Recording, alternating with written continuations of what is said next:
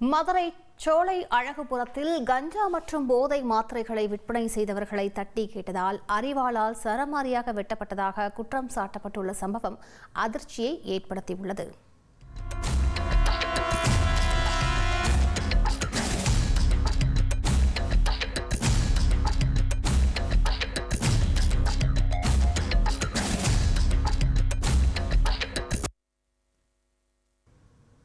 கூடுதல் விவரங்களை செய்தியாளர் ஜான் கிறிஸ்டோபரிடம் கேட்கலாம். ஜான் கிறிஸ்டோபர், என்ன நடந்தது? இந்த விவகாரத்தின் முழு பின்னணி என்ன கிறிஸ்டோபர்?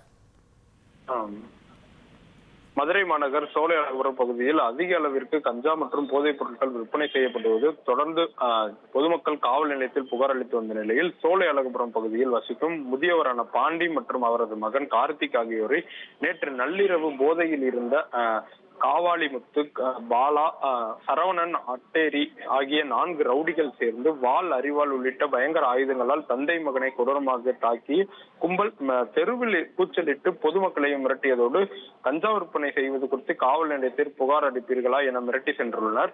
அதனால் பொதுமக்கள் கடும் அச்சத்திற்கு ஆளாகியுள்ள நிலையில் போதையில் உள்ள இளைஞர்கள் கத்தியை காட்டி மிரட்டி தாக்குதலுக்கு ஆளானதை அடுத்து தந்தை மகன் ஆகிய இருவரும் மதுரை அரசு ராஜாஜி மருத்துவமனையில் சிகிச்சைக்காக சேர்க்கப்பட்டுள்ளனர்.